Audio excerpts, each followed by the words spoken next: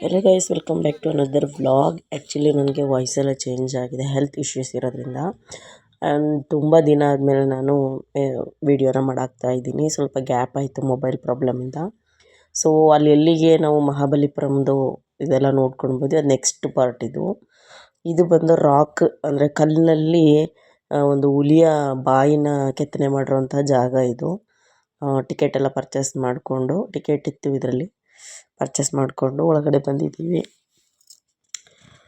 So ಇದೇ ನೋಡಿ, ಅಲ್ಲಿ ಮುಂದ್ಗಡೆ ಗೇಟಲ್ಲಿ ಹಾಕಿದ್ರು ಅದನ್ನು, ಏನು ಇದು ಅಂತ ಹೇಳ್ಬಿಟ್ಟು. ಸೊ ನನಗಂತೂ ತುಂಬಾ ಕನ್ಫ್ಯೂಸ್ ಇದೆ, ನೀರು ಇದು ಸ್ಟಾಕ್ ಆಗುತ್ತಾ ಯಾವ ಥರ ಇದು ಅಂತ. ಬಟ್ ಈ ಥರ ಎಲ್ಲ ಮಾಡಿದ್ದಾರೆ ನೋಡಿ. ಇದು ನೀರು ಮಳೆ ಟೈಮಲ್ಲೂ ಔಟ್ಸೈಡ್ ಹೋಗೋಕ್ಕೆ ಮಾಡಿರೋದು ಏನು ಅಂತ ಗೊತ್ತಿಲ್ಲ. ಬಟ್ ತುಂಬ ಚೆನ್ನಾಗಿದೆ. ಆ್ಯಂಡ್ ಗ್ರೀನರಿ ಆ್ಯಂಡ್ ಮರಗಳೆಲ್ಲ ಇರೋದ್ರಿಂದ ಈ ಸಮ್ಮರ್ ಟೈಮಲ್ಲೆಲ್ಲ ಬೆಸ್ಟ್ ಇದೆ.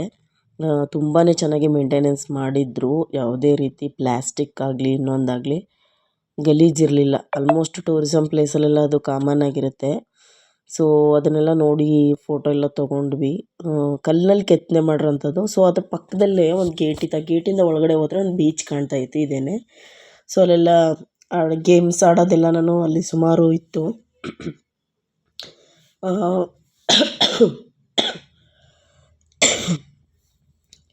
ಹೆಲ್ತ್ ಇಶ್ಯೂಸಿಂದ ವಾಯ್ಸೆಲ್ಲ ಚೇಂಜ್ ಆಗಿದೆ.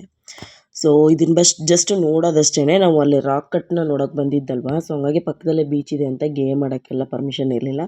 ಬಟ್ ನನ್ನ ಮಗ ನೀರು ಕಂಡ್ರೆ ಇದನ್ನು ಕಂಟ್ರೋಲ್ ಮಾಡಲ್ಲ, ಅವನು ಹೋಗ್ತಾನೆ. ಸೊ ಹಂಗಾಗಿ ಬಸ್ಸಲ್ಲೆಲ್ಲ ಗಲೀಜಾಗುತ್ತೆ ಬೇಡ ಅಂತೇಳಿ ಅವರೇ ಇದು ಮಾಡಿದರು.